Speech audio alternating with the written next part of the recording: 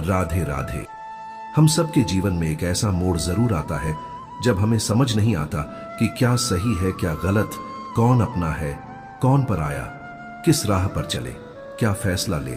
ऐसे ही एक क्षण में अर्जुन भी खड़ा था युद्ध भूमि में, लेकिन मन की लड़ाई उससे बड़ी थी।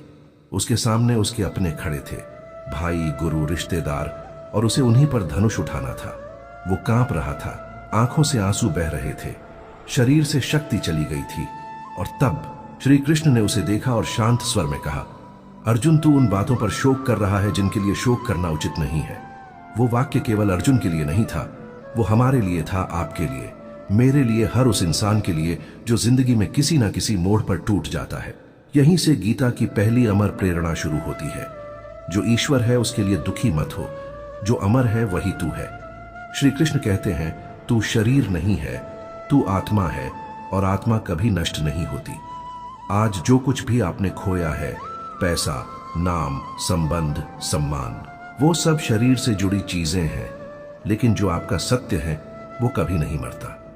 एक बार एक युवक मेरे पास आया, बहुत दुखी था। उसकी नौकरी चली गई थी, प्रेमिका उसे छोड़ चुकी थी और वो पूरी तरह से टूट चुका था। उसने कहा, अब जीने का कोई कारण नहीं बचा। मैंने उससे पूछा, तुम अभी सांस ले रहे हो ना? वो बोला, हाँ। मैंने कहा, तो फिर सब खत्म नहीं हुआ। भगवान श्री कृष्ण भी यही कहते हैं, तू जिंदा है। इसका मतलब ये है कि तू अब भी यात्रा पर है, तू अब भी कर्म कर सकता है। जिसे आपने खोया है वो अगर वास्तव में आपका था तो वो कभी जाएगा नहीं, और जो गया है वो शायद आपके रास्ते से हटाया गया है ताकि आप आगे बढ़ सको। हम लोग अक्सर चीजों से जुड़ जाते हैं, एक रिश्ता, एक नौकरी, एक पहचान, और जब वो हमसे छिनती है तो लगता है सब कुछ खत्म हो गया। लेकिन श्री कृष्ण कहते हैं, यह सब कुछ क्षणिक है। तू अपने सच्चे रूप को पहचान, जो आत्मा है, जो अनंत है। जीवन का हर दुख, हर पीड़ा इसी भूल से आती है कि हम खुद को इस शरीर और उसकी चीजों से जोड़ लेते हैं। फिर अर्जुन डरते हुए पूछता है, अगर मैं लड़ते हुए हार गया तो क्या? तब श्री कृष्ण मुस्कुराते हैं और कहते हैं, तेरा कर्म करने में अधिकार है, फल में नहीं। यह गीता की दूसरी अमर प्रेरणा है, कर्म कर, लेकिन फल की चिंता मत कर। आज हम जो भी करते हैं उसके पीछे कोई अपेक्षा होती है। अगर हम प्यार करते हैं तो बदले में प्यार की उम्मीद रखते हैं। अगर मेहनत करते हैं तो सफलता की चाह रखते हैं, और जब वैसा नहीं होता तो टूट जाते हैं। श्री कृष्ण हमें सिखाते हैं, तू सिर्फ अपना कर्तव्य निभा, सफलता असफलता मेरी चिंता है। एक गरीब किसान को देखो, वो खेत में बीज बोता है। वो जानता है कि बारिश होगी या नहीं, ये उसके हाथ में नहीं। फिर भी वो हर साल मेहनत करता है। क्यों? क्योंकि वो अपने हिस्से का कर्म जानता है। फल किसे देना है ये ऊपर वाले का काम है। मैंने एक बार एक स्कूल टीचर से पूछा, आप इतने सालों से पढ़ा रहे हैं बिना ज्यादा पैसे, बिना किसी सम्मान के, क्यों? उन्होंने कहा, क्योंकि ये मेरा धर्म है।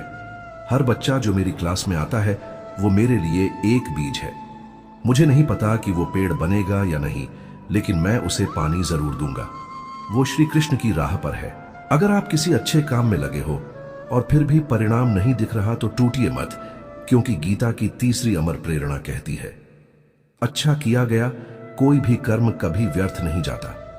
आपका हर प्रयास, चाहे वो आज रंग लाए या ना लाए, वो कहीं संचित होता है। जैसे नदी की हर बूंद मिलकर सागर बनती है, वैसे ही आपके हर छोटे प्रयास एक बड़े बदलाव की नींव रखते हैं। मेरे एक मित्र ने कई बार प्रतियोगी परीक्षा दी, लेकिन हर बार असफल हुआ। लोग हंसने लगे, परिवार वालों ने भी ताने मारे, लेकिन उसने श्री कृष्ण की यह बात पकड़ी, प्रयास व्यर्थ नहीं जाता। आखिरी बार जब सबने उम्मीद छोड़ दी थी, उसी साल उसका चयन हुआ। जो लोग सिर्फ परिणाम देखते हैं वो अक्सर हार जाते हैं, लेकिन जो लोग हर कदम को अपना धर्म मानते हैं वही जीवन की दौड़ जीतते हैं। आज आप भी सोचिए, क्या आप सिर्फ फल के लिए काम कर रहे हैं या श्री कृष्ण की तरह कर्म को पूजा मानते हैं? अगर कोई भी चीज आपको रोक रही है तो जान लीजिए, ये आपके मन का डर है, ना कि भगवान की इच्छा। क्योंकि श्री कृष्ण ने खुद कहा, मैं उस व्यक्ति की सहायता करता हूं जो पूरे मन से कर्म करता है और मुझ पर विश्वास रखता है। आपका भरोसा ही आपकी सबसे बड़ी शक्ति है। कभी कभी हमें लगता है कि हम अकेले हैं, सब कुछ हमारे ही ऊपर है, लेकिन याद रखिए, जब अर्जुन हिम्मत हार बैठा तो भगवान खुद उसके सारथी बनकर उसके साथ खड़े हुए। वो रथ के आगे नहीं पीछे खड़े थे, लेकिन उसकी सारी दिशा भगवान के हाथ में थी। आज अगर आप भी थके हुए हैं, डर से कांप रहे हैं, आगे का रास्ता नहीं दिख रहा, तो बस आंखें बंद कीजिए और मन में एक बार कहिए, जय श्री कृष्ण। आप देखेंगे वो चुपचाप आपके रथ की लगाम थाम लेंगे। श्री कृष्ण ने अर्जुन से कहा था, तू अपने स्वभाव के अनुरूप कर्म करेगा ही, पर उसे मोह, भय या भ्रम से मत बांध।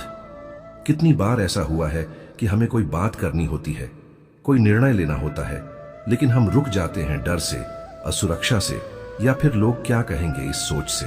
हमारे भीतर एक आवाज कहती है तू ये कर सकता है, लेकिन हमारे बाहर की दुनिया हमें कहती है शायद ये गलत है या तू असफल हो जाएगा। श्री कृष्ण इसी झिंझक को तोड़ते हैं।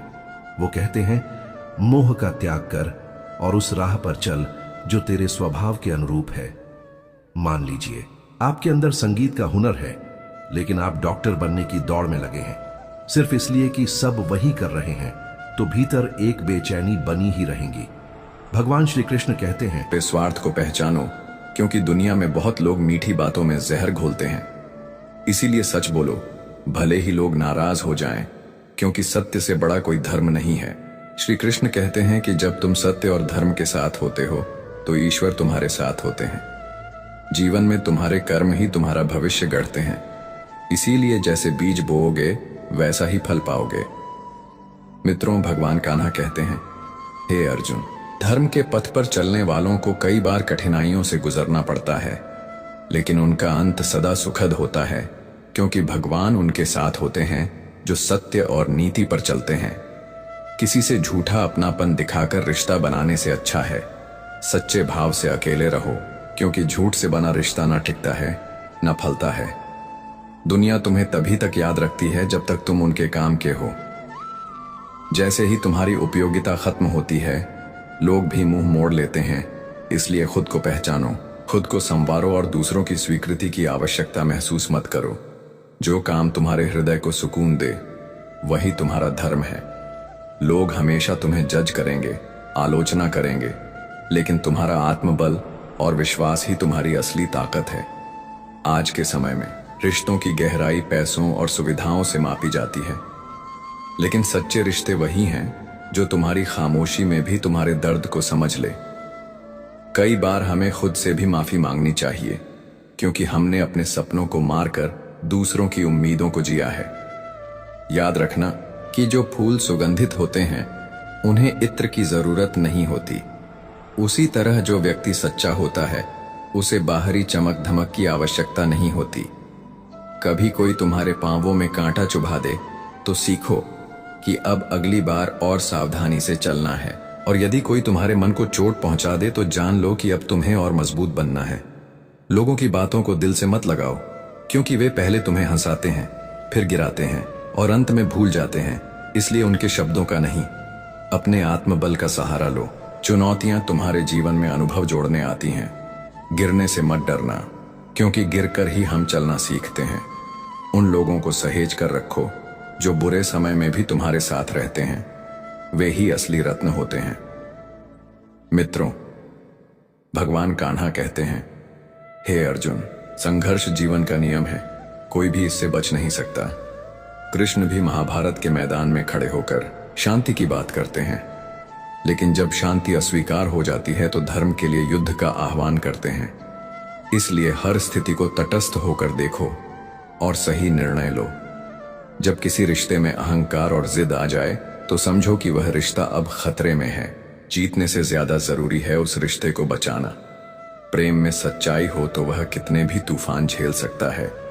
श्री कृष्ण कहते हैं, यदि कुछ देना है तो समय दो, ध्यान दो, क्योंकि यही वे चीजें हैं जो अमूल्य होती हैं और लौट कर नहीं आती।